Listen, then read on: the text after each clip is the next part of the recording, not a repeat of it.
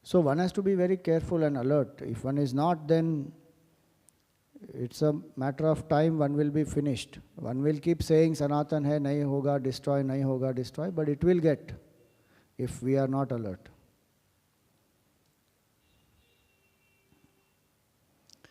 So come to this 13th chapter now. Chant those verses, 1st to 8th.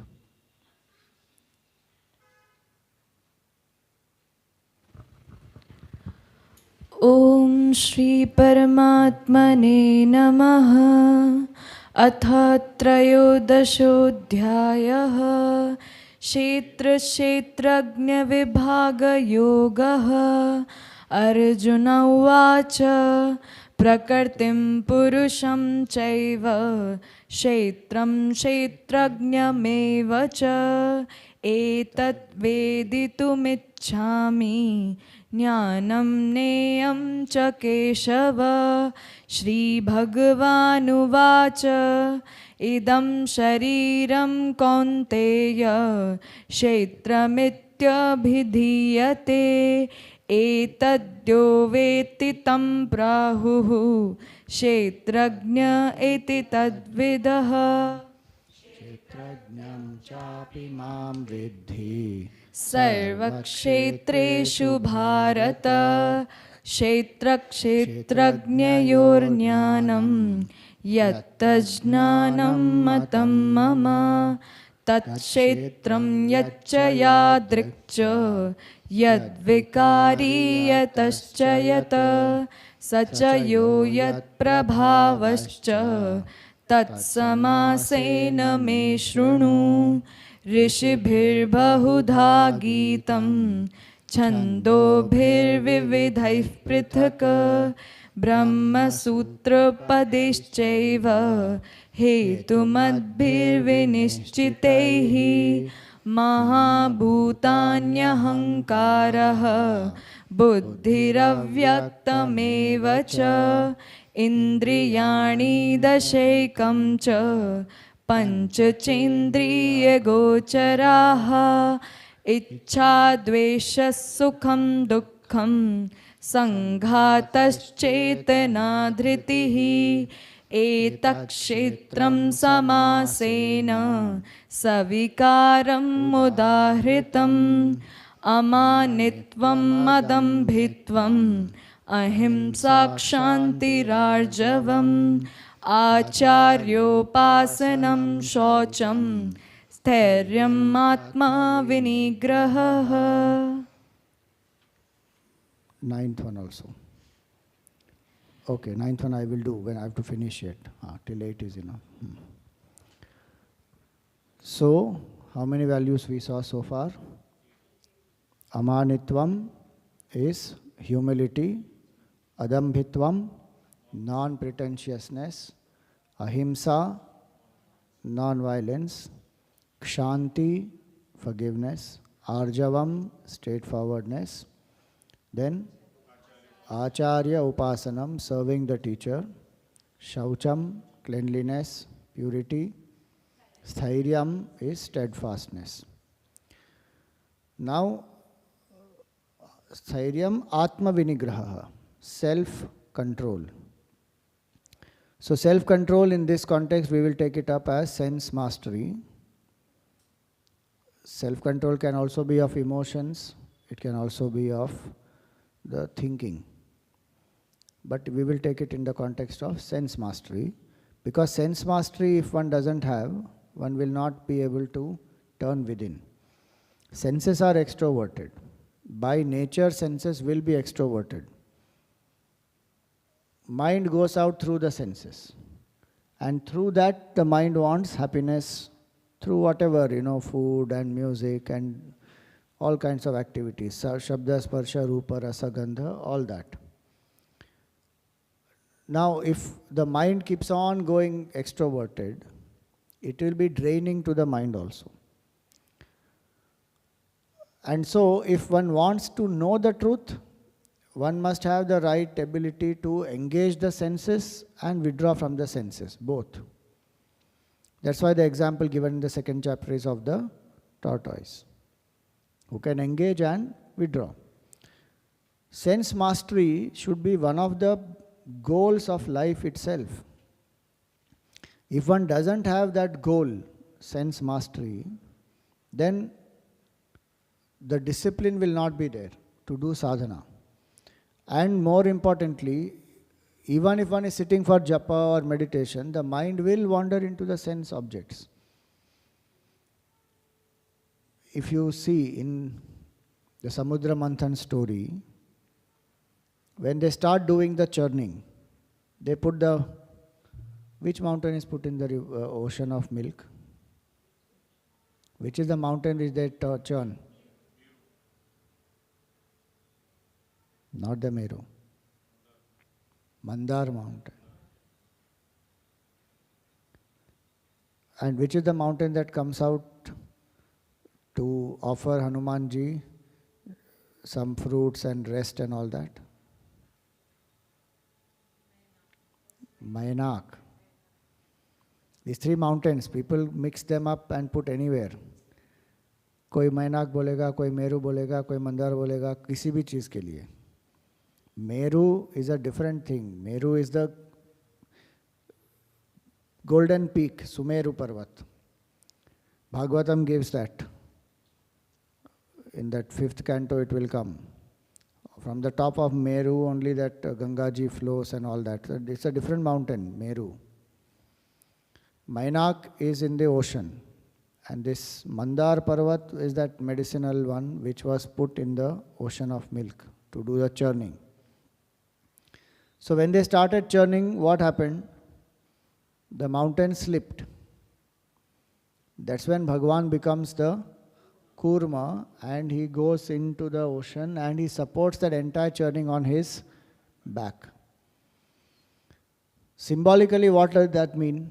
Even if one is doing churning in the mind, the reflection one is doing between the positive and the negative thoughts, between the thoughts of body identification and Vedantic thoughts, that churning is happening.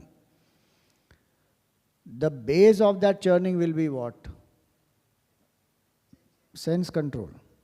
See, Sattvic mind is that milky ocean. Knowledge of the Upanishads is that mountain. So our body identification and noble thoughts, whatever we have, positive thoughts, negative thoughts, body identification and Vedantic thoughts, there will be a churning that is happening. But the foundation of that has to be sense control. If sense control is not there, nothing we can achieve, especially Vedanta, impossible. So if somebody says, I am not the body, eat, drink, be merry, how does it matter? Life is anyway short. This is all an illusion. Why to even live in discipline? Nowadays people talk about it in a different way. They will say, I live in a spontaneous way. I don't believe in limiting myself. I take things as they come. I go with the flow. So today morning the flow said, sleep. So I slept. Tonight the flow said, binge watch. So I binge watched. Tomorrow night some friend called, so I was just talking. So what to do, Swamiji? निभाना पड़ता है, relationship है, बुरा लगता है उनको. So I spoke till 3 a.m. So I missed my morning sadhana. Shiv जी को बुरा लगेगा वो नहीं. शिव जी तो अपने ही है, ठीक है. मेरी फ्रेंड को बहुत बुरा लगेगा. 3 बजे तक I will talk. Then miss the morning thing. Why? Just happened, it's flow. Sense control, if it is not there, forget spiritual evolution. Nothing will happen. One can do 100 malas of japa. Not one step one will progress in that japa. If this control is not there, discipline is not there. And that's why Atma Vinigraha, sense mastery is the foundation actually of all achievements. Any great achiever, if you see, will they be indisciplined or they will be disciplined? Without discipline, nothing can be achieved. And if you read first book of Gurudev, in the sense, first book in the scheme, In that self-unfoldment, when he writes about brahmacharya, you read in that, one line will come in that, powerful line. Life is a death-long discipline. ये घुसा देना चाहिए मन में सीकर को. Life is a death-long discipline. Every single day, and discipline is the foundation of success. Our conditioning is discipline will make me rigid, discipline will break my spontaneity, discipline will make me very, miss out on enjoyments of life. If I want to achieve anything great, I must have discipline. Simple weight loss also one needs discipline. One man said, मैंने वजन घटाने का निश्चय लिया, तभी मेरे सामने गाजर का हलवा आया. मैंने गाजर के हलवे को देखा, गाजर के हलवे ने मुझे देखा, और गाजर के हलवे का वजन कम हो गया.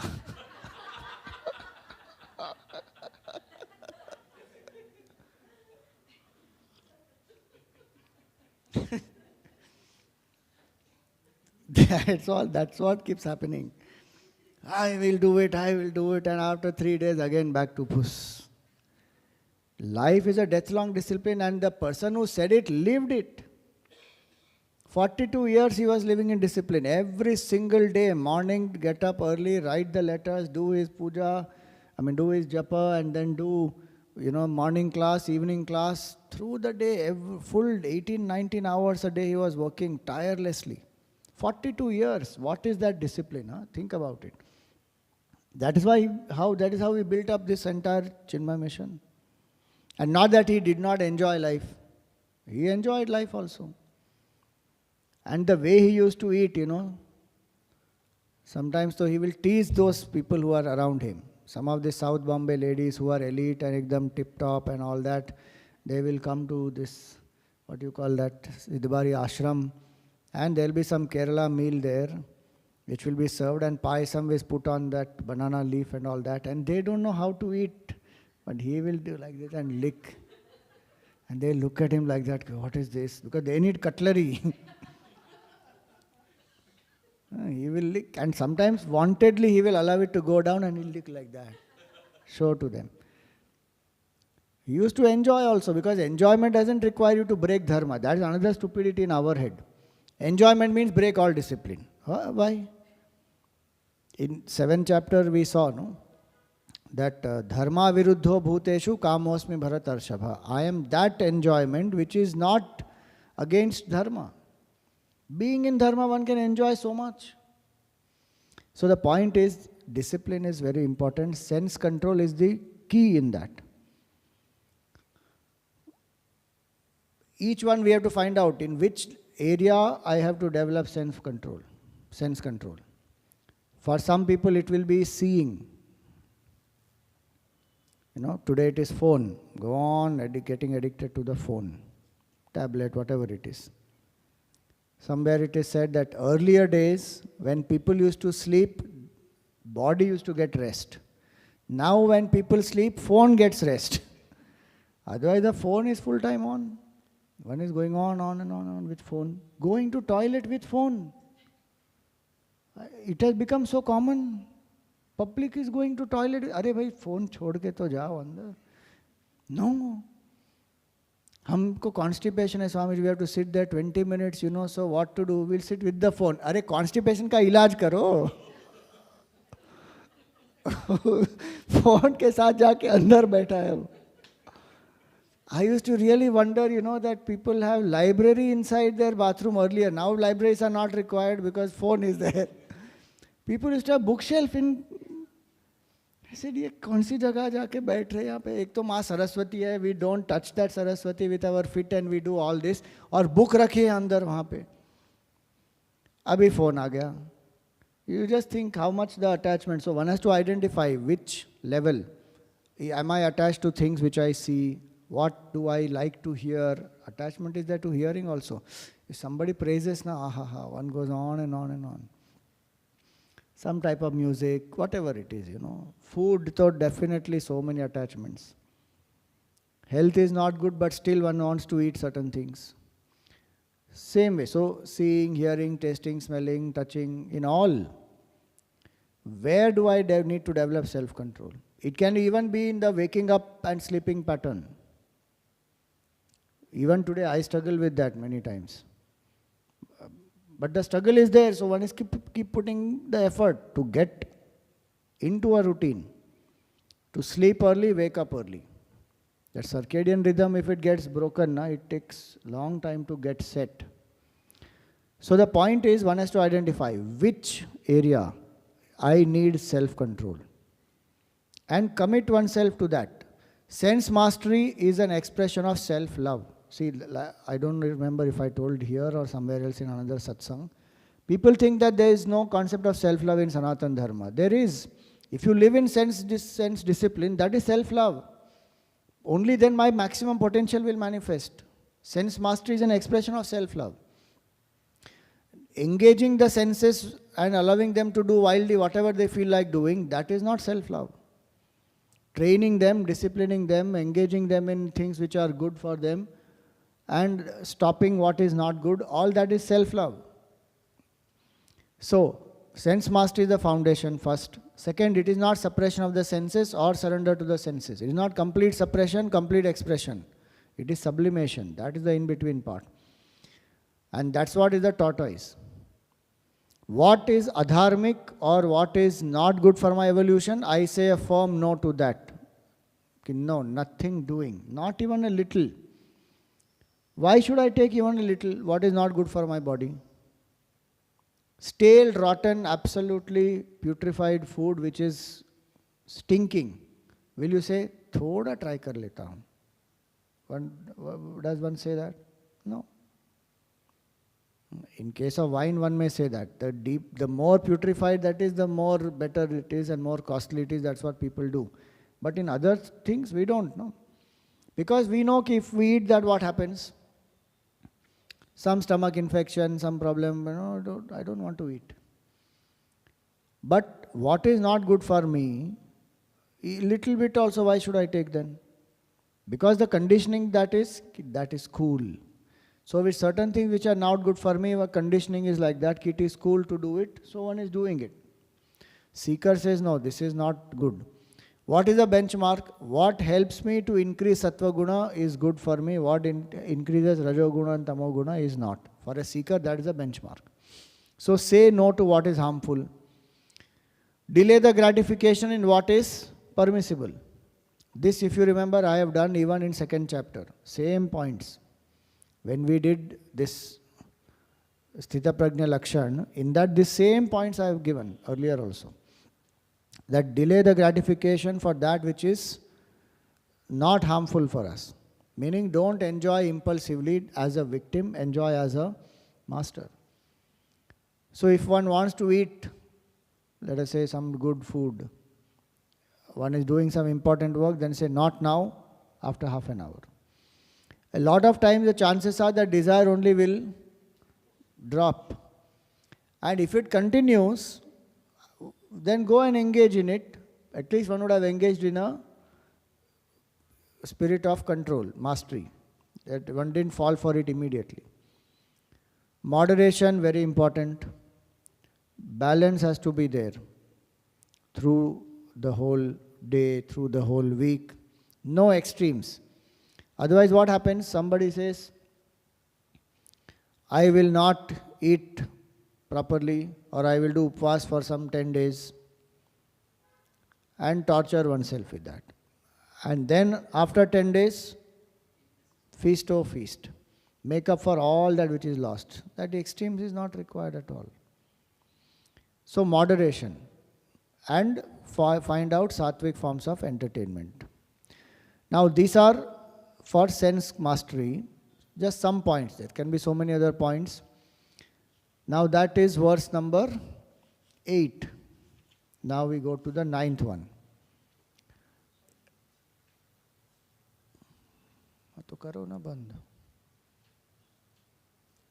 Indriyartheshu vairagyam anahankara evacha janma mrityu jara vyadhihi sorry, it is one compound. So, Janma Mrityu Jara Vyadhi Dukkha Doshanudarshanam.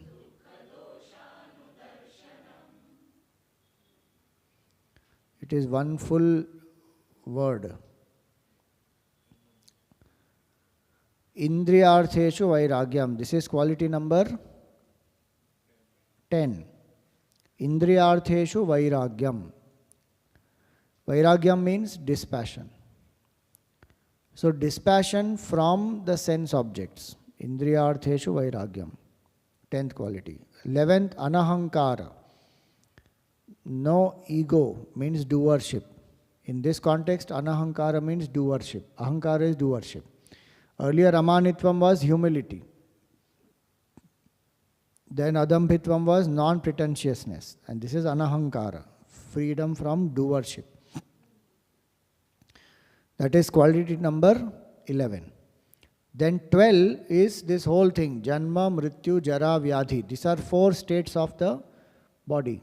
Janma is birth, Mrityu, death, Jara, old age, and Vyadhi, disease. To see these 2 things, Dukkha and Dosha, in these 4, Janma, Mrityu, Jara, Vyadhi. To see the pain, Dukkha of it, and Dosha, limitation of it.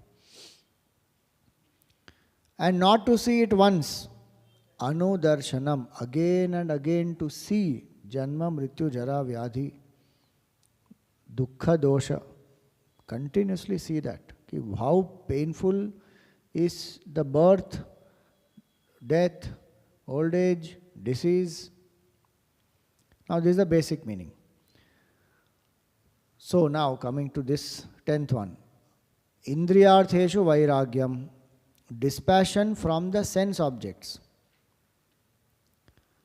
So it is not running away from the sense objects, but switch off the mental preoccupation and brooding on them. As a result of that, if I am dropping the sense object, that is dispassion. There is a difference between dispassion and detachment. Detachment, what is the word for detachment? Anasakti.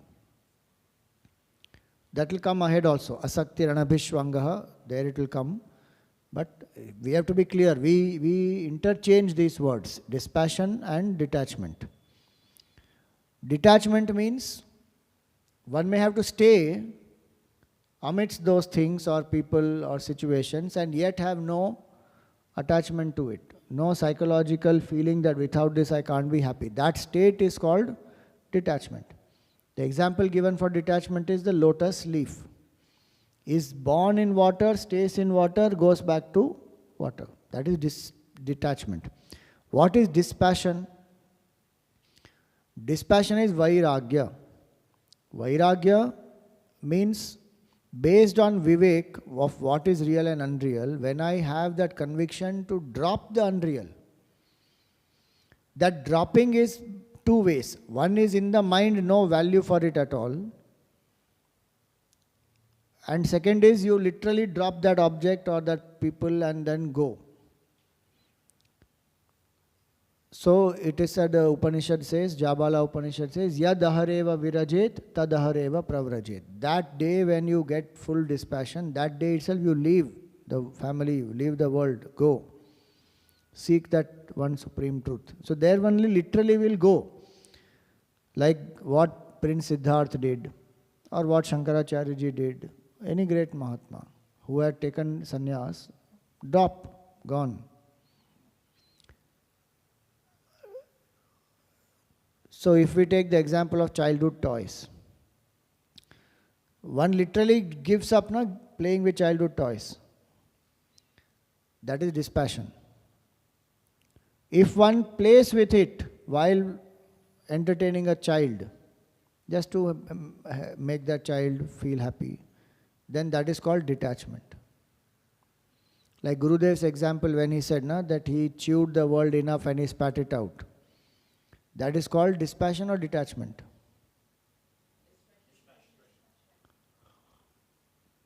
That is called dispassion. Janak Maharaj living in the kingdom, ruling Mithila, Is dispassion or detachment? That is detachment. One important point to understand is the person who has detachment also has dispassion. It's not an excuse, okay? Because people use that as an excuse saying कि स्वामी जी छोड़ के जाना तो कितना आसान है, हम वहीं पे रहते हैं. Staying there we live in self-control. That is very difficult. Living amidst all the temptations, that is most difficult. If one is genuinely compelled to stay because of whatever circumstances, duty, etc., is a different point. But many times people don't want to leave. They don't have the courage to leave. Then they justify it saying, no, I have to be, my family requires, I am there. Still I am very detached from them. Now and then only I indulge. That is escapism. So detachment, a person who says I am detached will have dispassion also.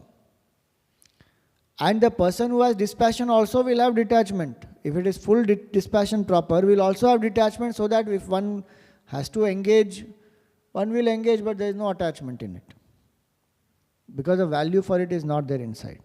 So, we have to be clear about dispassion and detachment. Giving up the world is not possible by itself. You can't run away from the world. Even a person who drops the family, work, etc. is still staying in the world. So give up what belongs to us, and that is our attachment to those things and the pleasurable thoughts, fanciful imaginations we have entertained about the things. That we have to give up. How that we will give up? By understanding clearly through Vivek. So absence of craving for sense pleasures, that is called dispassion. There is no craving. One doesn't feel tempted, no? One doesn't have to fight the tempting thoughts. Does anybody have to fight the tempting thoughts about marbles of childhood? No, the tempting thought only doesn't come. If the thought comes and I have to apply Pratipaksha Bhavana, etc., means there is still value for it. The thought only doesn't come. Those who have Tivra Vairagya, the example given in our scriptures is, for them the entire world is like Kakavishta. Kakavishta means crow shit. Will anybody have temptation about crow shit? Fanciful imagining about crow shit? Nothing. Disgust. That is the next line, what he says, Janma Mrityu Jara Vyadhi Dukkha Dosha Anudarshanam. We will come to that. The point is, there is no craving. One has to come to that state where the craving is only not there. So what is that where my mind has craving even now? I have to identify. It craves for X, Y, Z things where it thinks happiness is there still. Then I have to do my Pratipaksha Bhavana to get detachment, to get dispassion from it. So enjoy the objects, but don't get enjoyed by them. Enjoy as a master, not as a slave. That is detachment actually. I put it here so that we are clear about dispassion and detachment. So dispassion without intellectual discrimination is escapism. Vivek is the cause. Vairagya is the effect. If Vivek is not done properly, one is just running away from duties, from work, from society, then that is called escapism. Prince Siddharth renouncing is not called escapism because it is based on Vivek. If, let us say, Shankaracharya ji, at 8 years he took sannyas. It is not escapism. It is based on Vivek. So Vivek has to be there very clearly. Then Vairagya is, so am I ready to renounce? If somebody asks, then how to judge? First question is that, what is your renunciation based on? Is it based on Vivek, that there is eternal truth and there is ephemeral world? 1.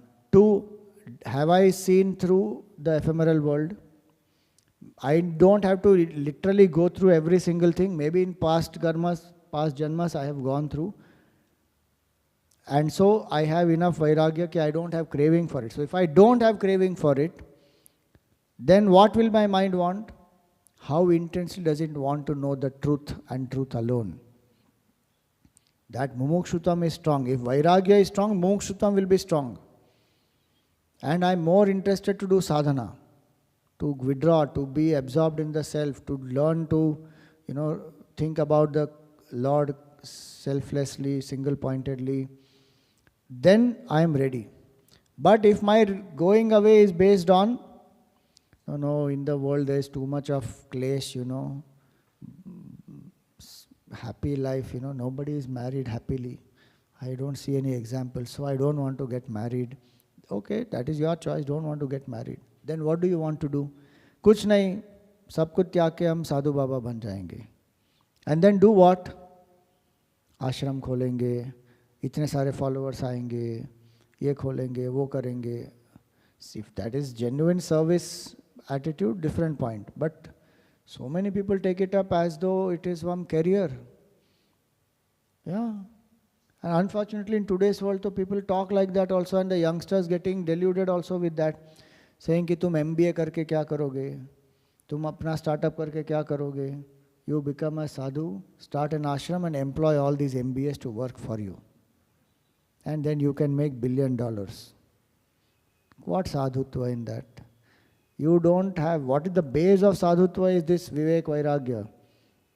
Nothing tempts, nothing shakes that person, and person lives in simplicity. Doesn't live in some, what you call that, ostentatiousness. Wants everything which is, what you call, very fancy and expensive and imported and all that stuff. Even utilizes something for service because there is some quality in it, that's a different point, but otherwise nothing, one doesn't want. That is the basis of renunciation, that is sannyas there. Otherwise the mind is only escaping and will create another new samsara. So dispassion without intellectual discrimination is mere escapism. Now why is this vairagya so important? When we think of vairagya, people think, no, vairagya is not possible for us, it is only for sadhus. Vairagya. उनको वैराग्य नाम से वैराग्य हो जाता है. नहीं, वैराग्य नहीं हो सकता, वो आपके लिए. True enjoyment is to enjoy without craving before or after. That is actually vairagya. There is no craving for that sense object before. If it has come, if it is dharmic, if it is not, out of any attachment, one engages in it and there is no craving after it. Our mind doesn't work like this. No? We plan sense enjoyments. जो spontaneously आता है वो तो उसके ऊपर है. हम extra plan करते हैं उसके लिए. ये संडे को हम यहाँ जाएंगे, ये खाएंगे, इस तरह पिएंगे, यहाँ पर ट्रैवल करेंगे. Full plan will be there. And people plan to eat food also like that, कि आज दोपहर को we have to have a full meal, so breakfast मत करो. स्टमक तो आपका उतना ही है भाई, बट नहीं, दबा के खाना है ना, इसलिए पहले नहीं खाएंगे. So one plans before the sense enjoyment, and after the sense enjoyment is over, now to with photos and all, one relives that. What a nice time we had. And then tell 10 other people, this is how I enjoyed, you are missing out, if you go here, you should enjoy this. So they will also go. Because the mind has enough time to do all this. One is playing, these are also toys. In different ways, but these are toys only. How long will the mind do all this? Seeker needs vairagya because of this. Because the mind will engage us in all this only. Full life goes in this sense enjoyment planning. And the best part is at the end of it, tripti nahi hua. Everything we enjoyed, Swamiji, but the but one list is it doesn't end only. So, the strength to give up the cravings that lead to sorrow and turn within to discover true happiness. That is Vairagya. Bhajagovindam says that, no? Kasya sukham na karote viraga. Somebody thinks that Vairagya is a dull state. No, Vairagya is the real state of happiness. Because I don't depend on anything. There is no craving in the mind for sense objects.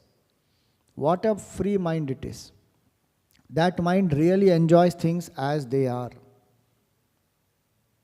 Every moment. Same thing also may come again and again. But that mind which is not imagining will enjoy it in full totality. We need new combinations. Swami ji dosa क्या खाना है?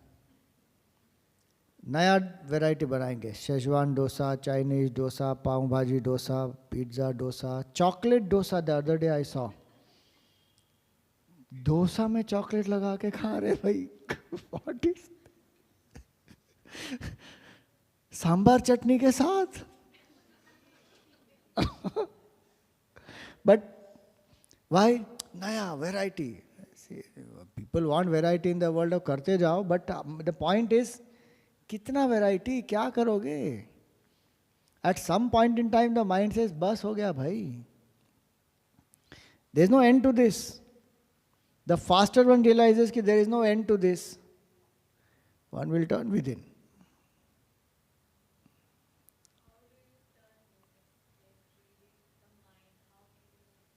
It will come now. Why Vairagya के बाद how to develop Vairagya, in that it will come now.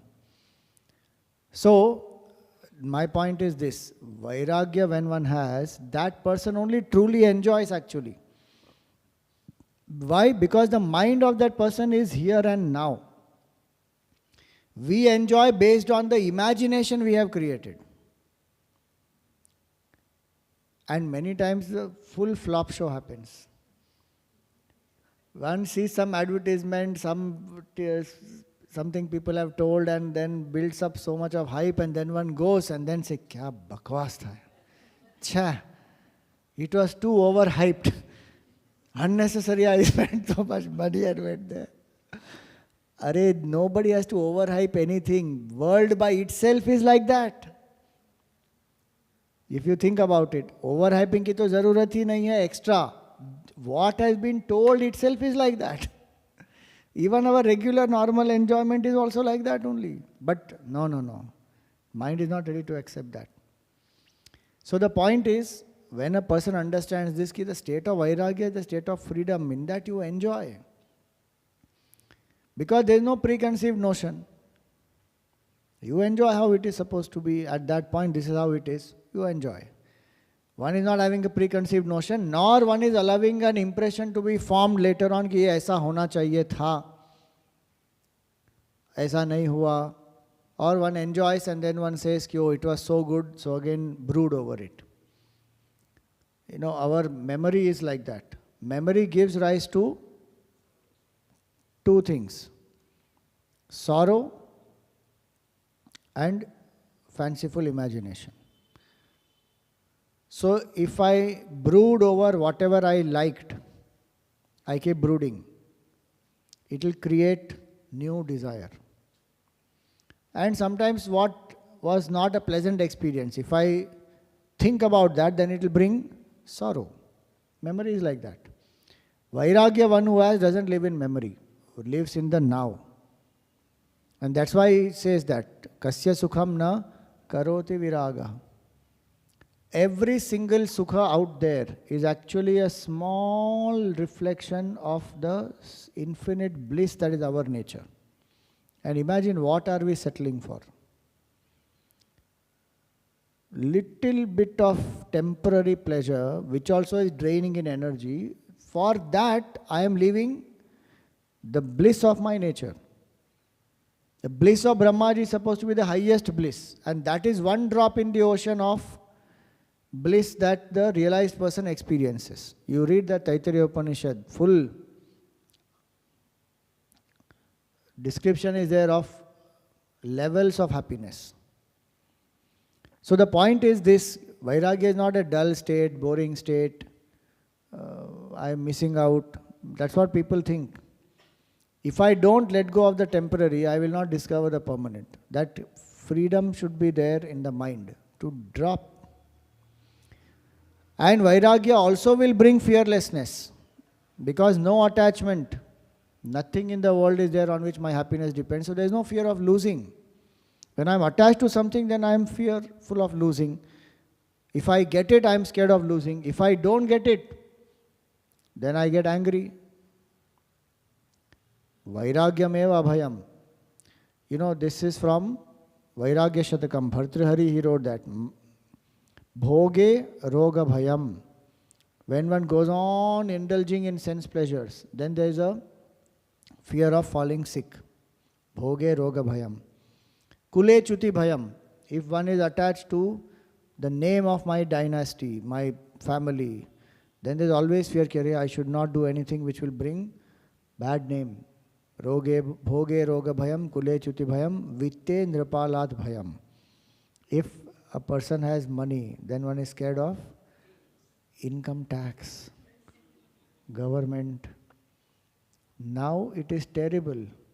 If you see, privacy नाम की चीज ही नहीं है. Your emails can be scanned by the government now, straight. What you are doing on Instagram, how are you buying things, from all that they will find out your income and your spending, proportion hai, nahi hai, and they can tax you on that. So, Vinte Nripalat Bhayam.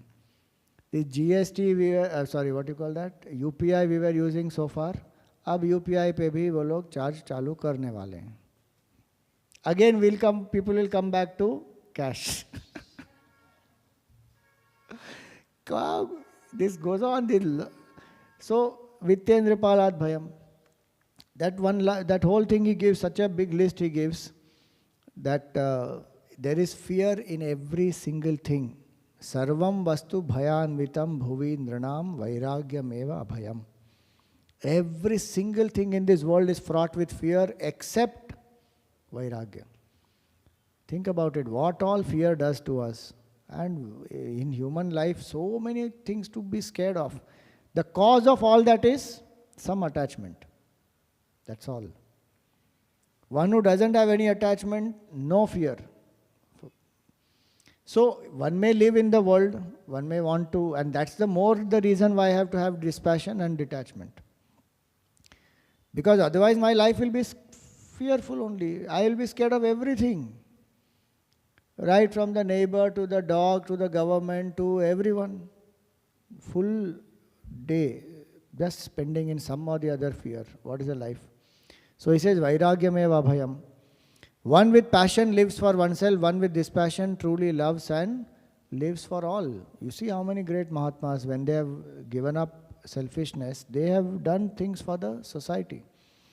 Concentration and focus also will increase with Vairagya. Think about it, when somebody wants to pass an exam, now how much ever the IPL may be going on and my favorite team is playing and this and that, but I have an exam, I will need to study, automatically withdrawal will happen or not. That's a limited example. But if my goal is mukti, then I will focus, saying I want to know the truth. Why do I engage in anything else then? And consistency also comes with Vairagya. Because when one is doing japa, sadhana, bhajan, puja, whatever it is, if Vairagya is not there, consistency cannot come. One will just get distracted easily. Some phone call, some message, some, tempting thing will happen and gone. Consistency cannot come. Vairagya is very important for consistency. How deep is our craving for sense pleasure? This is the picture for that. What do you understand in this?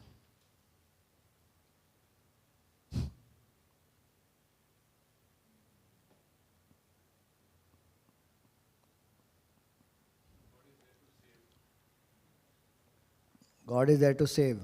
But how does it show illusion of sense pleasures?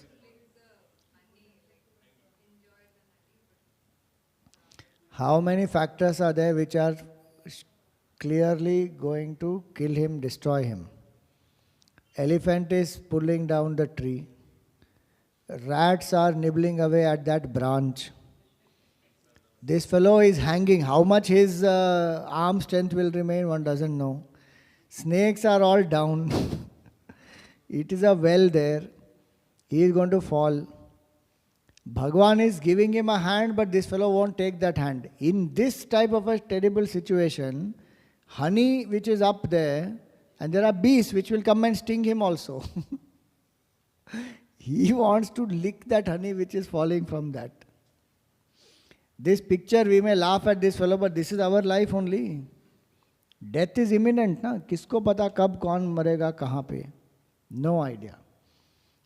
And 100% one has this thing, that guarantee is there ki any time. What logic people think is, Swamiji, anyway we have to die, na? Why don't we die sweetly? That's the logic.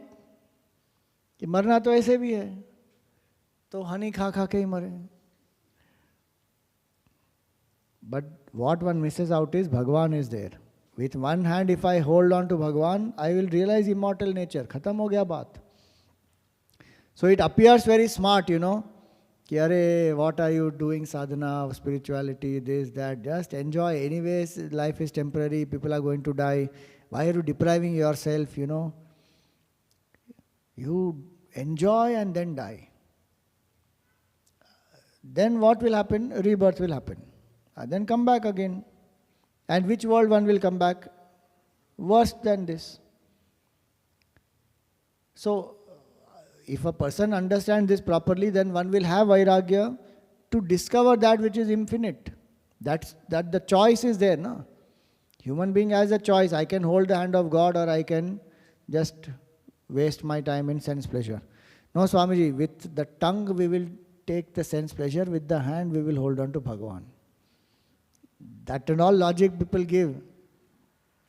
You try doing that.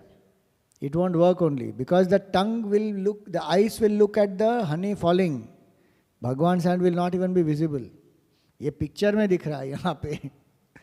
In daily life that doesn't happen. Bhoga is so much vritti that one is turned extrovert. Anand which is inside, one doesn't recognize it. If one recognizes that Anand within, first of all, one would not have run outside. So, Gurudev now gives one way to turn the mind within. See these analogies, okay? 3 powerful analogies he gives. At the end of it, not at the end of it, while reading it only, you will be disgusted. I am warning you. This is what you call a trigger warning. Viewer discretion is advised.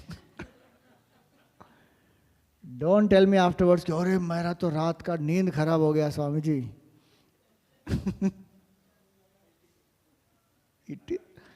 It is a fact. You read how much ever I hype, it will not do any justice to that. This is a fact, what Gurudev has written here. See this. A man of true detachment would run after sense objects with as much enthusiasm as one would run to embrace a dead queen's rotten body. With as much satisfaction as one would decide to quench one's thirst by drinking the pus flowing out from a leper's wound. With as much readiness as one would enter a boiling cauldron of molten iron to take a refreshing bath. देखो सबके मुंह. But this is the fact. This is what one is doing. Enthusiasm, one would run to embrace a dead queen's rotten body. This is the pleasure for the opposite gender. One wants that pleasure. Na? It is that body, dead body only actually. Etan mamsa vasadi vikaram manasi vichintaya varam varam. As much satisfaction as one would decide to quench one's thirst by drinking the pus flowing from a leper's wound. Terrible. How will one ever do that? But that's what one is doing. All kinds of things which are horrible to eat, drink, one is engaging in those. And as much readiness as one would enter a boiling cauldron of molten iron to take a refreshing bath. What is the womb of the mother? Is this only? Heat na inside, terrible. But नहीं स्वामी हमको तो वापस आना है, अगला जन्म भी, क्योंकि अभी तो बहुत सारे देश देखने बाकी है. अगले जन्म में जब आओगे तब तक वो देश रहेगा कि नहीं वो ही नहीं पता है, और कौन सी अवस्था में रहेगा वो भी नहीं पता है. But one wants to come. How many people want moksha? Interesting, no? Vidurji, he told Bhagavan that Bhagavan, you are so compassionate, you are giving moksha to everybody. Why are people not taking moksha? He said, you go and find out. He went. Different people he went and asked. Everybody has some or the other excuse. Somebody says, I have to bring up my family. Somebody says that I want to enjoy here and there. And somebody says, I want power. Somebody says, I want position. I want to go to Swargaloka. I want to go to, all kinds of places. So he thought that, all this, people are all jivas are in such delusion, moha maya. Then he was passing by and he saw a pig. He said, this pig is bichara suffering, in that filth and dirt and all kinds of terrible smelling place. At least the pig will be wanting mukti. So he went and asked the pig that, Bhagavan is giving moksha, will you like to come? He said, no. Why? Because my piglets are all here and this is what I like. The piglet and the pig, all of them, they love that. So they will be in that only. Then Vidurji understood that this is how the world is. Even if Bhagavan is giving mukti just like that, nobody wants. How many people want mukti? How much ever one suffers. Nowadays people say, toxic relationship, get out of toxic relationship. World itself is toxic, Baba. By itself, if you think, it's not only one relationship. From infinite standpoint, world itself is a toxic place to live. Bhagavan said earlier, we have done. What did he say that? Anityam, asukham, lokam, imam, prapya, bhajasva mam. There is no nityatva here, there is no permanency here, and asukham, there is no sukha here at all. And now ahead he will say dukkha dosha, there is full of dukkha and dosha only. But no, one doesn't want. So just imagine this. If you read this every day, you had it. Vairagya will come. Now how to develop Vairagya? Vairagya is not opposite of Raga, it is neutralizing Raga and Dvesh. So first thing to turn within is identify what is my attachment and aversion. Neutralize it. How? All that I am attached to, I should do Pratipaksha Bhavana. That is the next point. Use discriminative Viveka and invoke Pratipaksha Bhavana. Reflect on the pain of that pleasure. If I like something a lot, suppose sleep, or keeping up till late, see the pain of that. See what all it makes me do, how I compromise with my ideals, what all I should be achieving which it prevents me from achieving, and how much guilt it will bring, how much pressure it will bring on my mind, and what all it will make me feel about myself. My self-esteem will fall low. Is it worth it for that temporary moment of pleasure?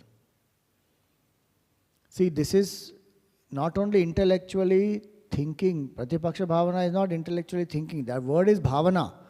Intellectually I think of the pain of the pleasure, but feeling I have to feel that disgust, this is what this is making me do.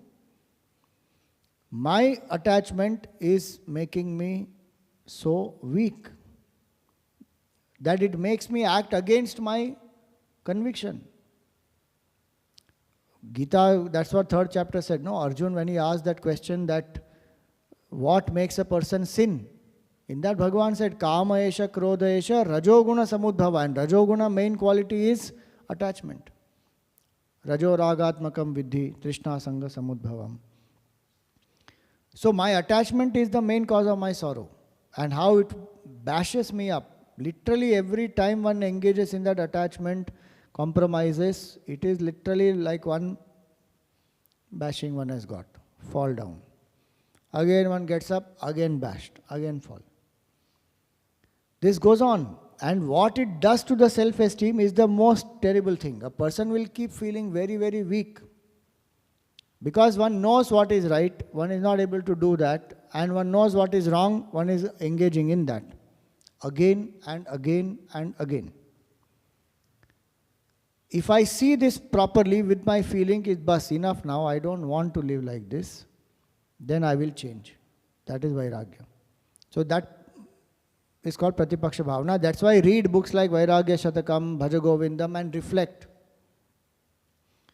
After identifying what is my raga and what is my dvesha also, whatever I hate, that also occupies my mind. So I need to invoke forgiveness. Let go. And drop that egoistic thing. Because our ego only prevents us from forgiving. We saw that earlier, so I won't go into the detail. Dvesha has to be dropped. Again, remember, where there has to be the duty to be done, where the fight has to happen, it has to happen. Like Pandavas have to fight the Kauravas as a duty, but no dvesha in the heart. Say firmly no to temptations. Don't get into tempting situations and struggle to fight it. No. That is Vairagya. Why get into a tempting situation? Not required at all.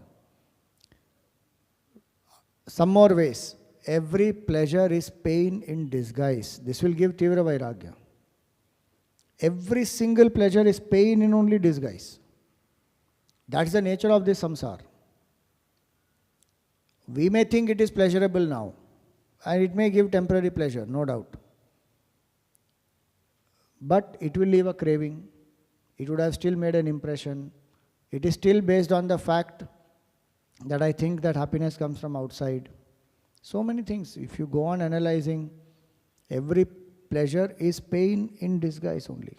And that's why Buddha said, Sarvam kshanikam kshanikam, sarvam dukkham dukkham. Every single thing which is temporary is the cause of sorrow. And the only one thing that is not temporary is Brahman. That alone is the source of happiness. Last one for today. How to develop Vairagya? Develop detachment from the body first. Vairagya cannot come if I am very attached to the body and I feel I am the body. That's why in the Vivek Chudamani, Shankaracharya ji says, Dehadi Brahma Paryante Anitye Bhoga Vastuni.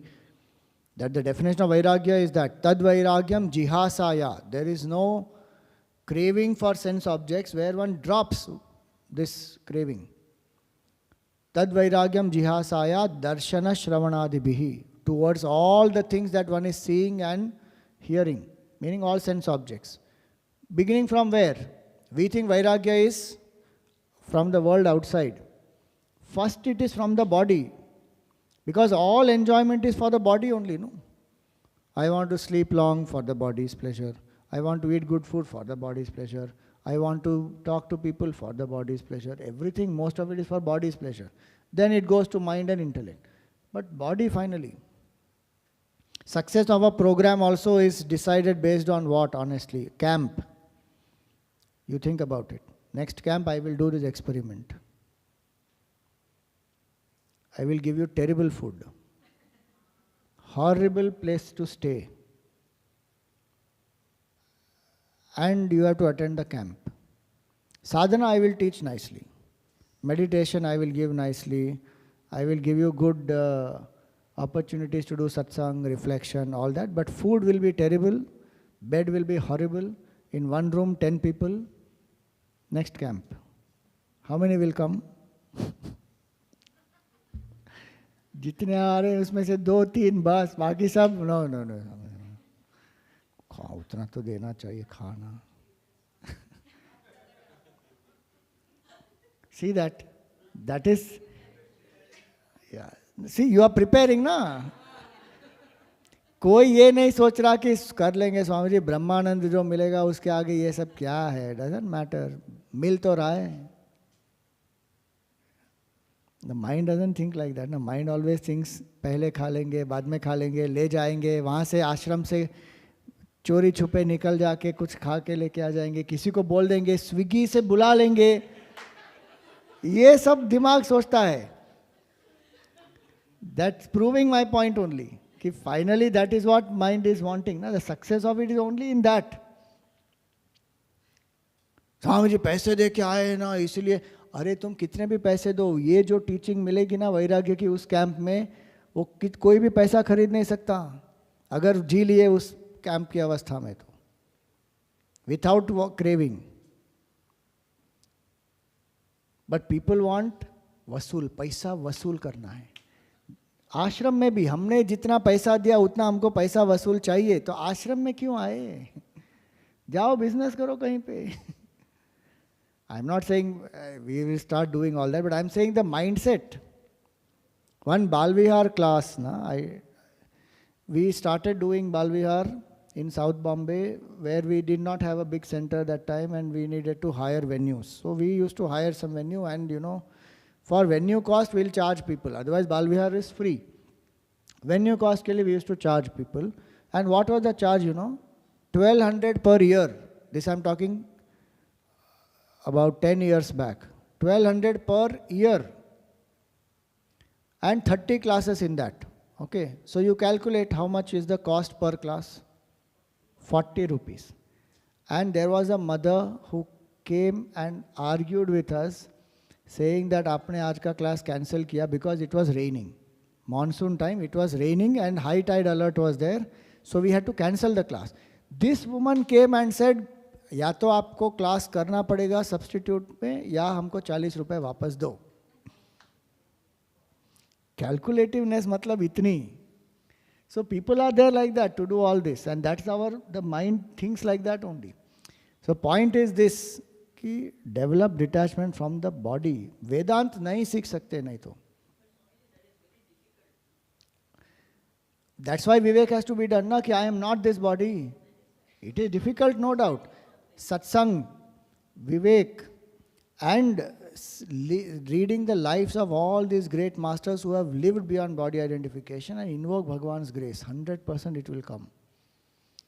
If we do all this now, before what I said, neutralize raga and dvesh, pratipaksha bhavana, then this will happen. We don't do any of that now, then just to say that I am not the body will not work. Because I am not the body is the knowledge built on the foundation of all this. If that is not there, then I am not the body will not work.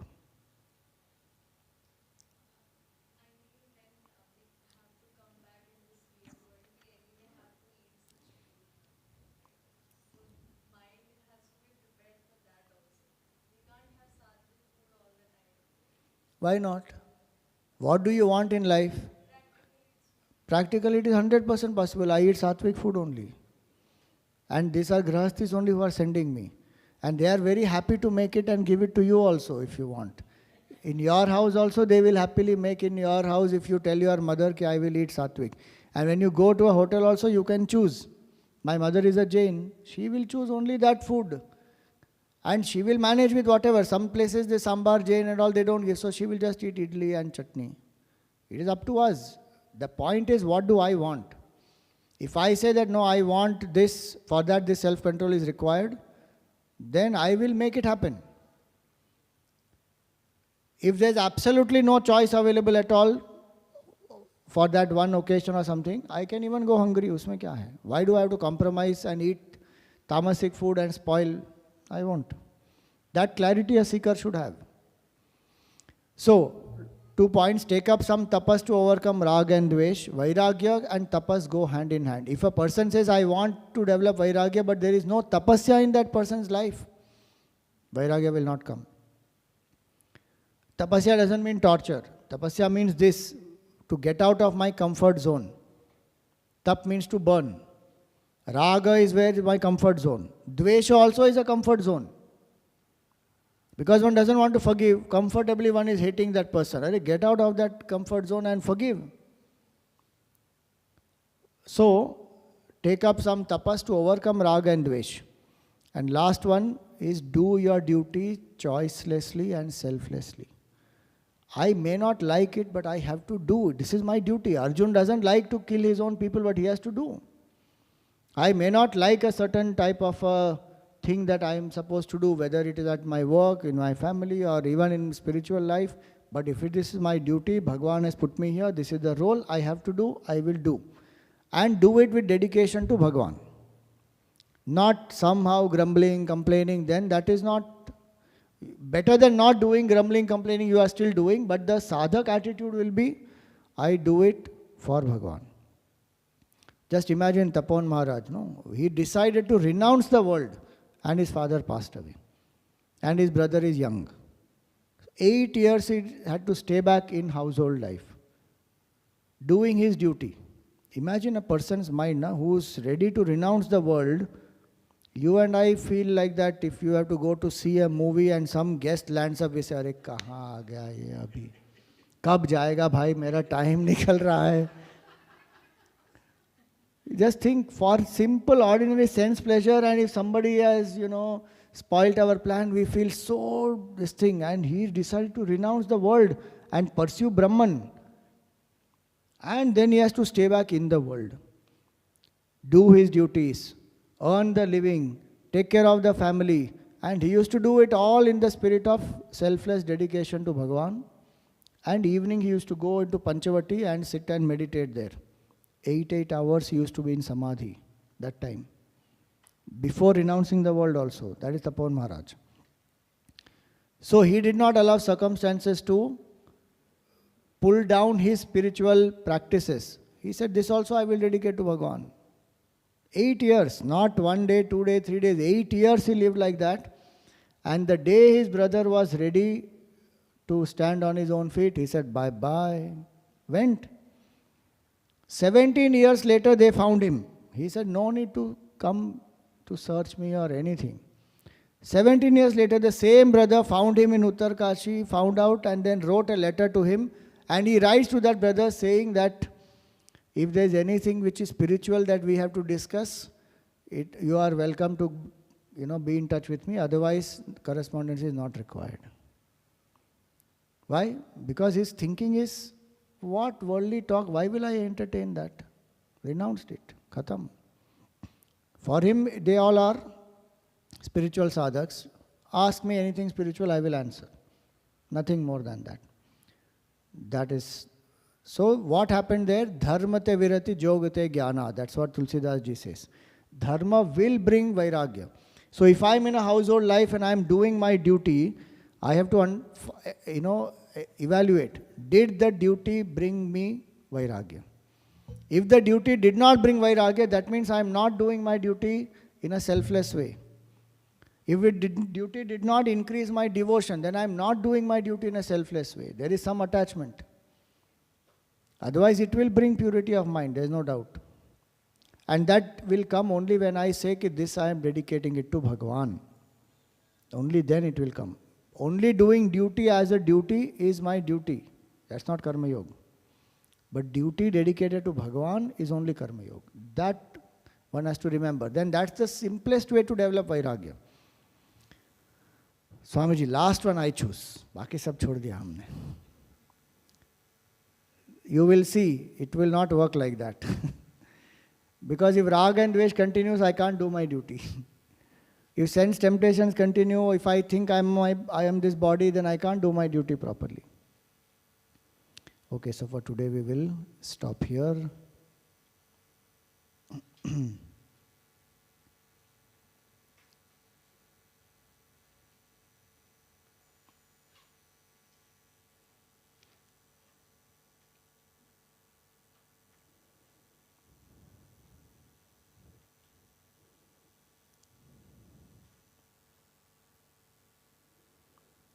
So all our Yajmans, we thank them.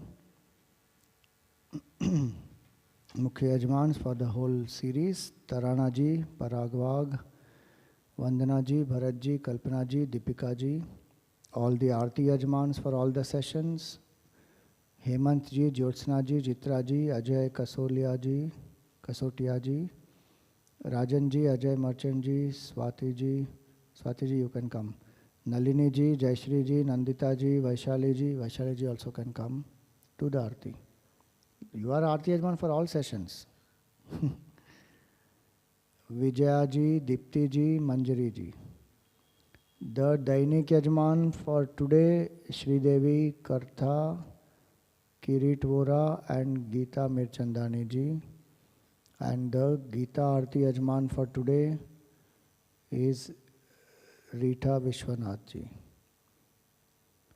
We invoke God's grace, Gurudev's blessings on the Yajmans, their families and everyone present.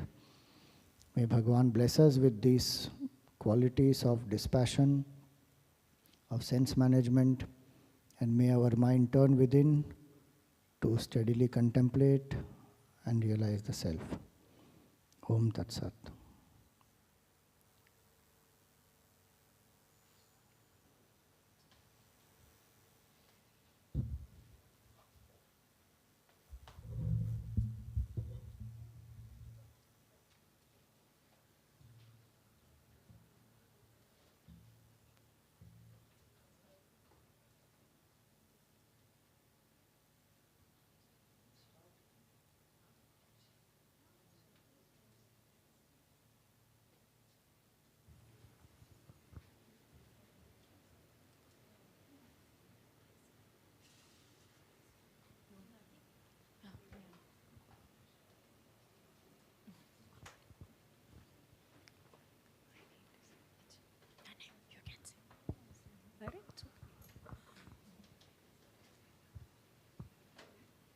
जय भगवद्गीते मया जय भगवद्गीते हरिः कमलविहारिणि सुन्दरसुपुनीते ॐ जय भगवद्गीते कर्म सुमर्म प्रकाशि कामासक्तिहरा तत्त्वज्ञानविकाशिनि विद्या ब्रह्मपरा ॐ जय भगवद्गीते निश्चलतभक्तिविधायिन् निर्मलमलहारी शरणरहस्यप्रदायिनि सभविधिसुखकारी ॐ जय भगवद्गीते रागद्वेषविधारिणि कारिणि मोद सदा भवभयहारिणि तारिणि परमानन्दप्रदा ॐ जय भगवद्गीते आसुरभावविनाशि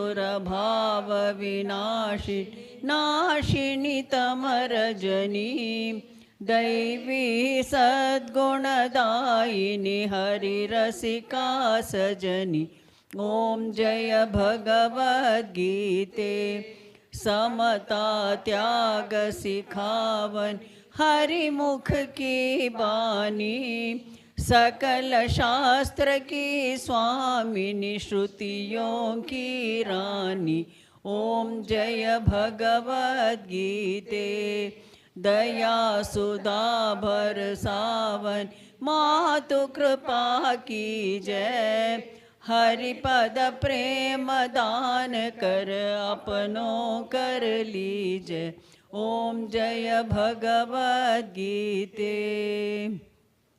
ॐ न तत्र सूर्यो भान्ति न चन्द्रतारकं नेमा विद्युतो भान्ति कुतोऽयमग्निः तमेव भान्तमनुभाति सर्वं तस्य भासा सर्वमिदं विभाति बोलिए सद्गुरुनाथ महाराज की जय गीता मैया की जय भगवान की जय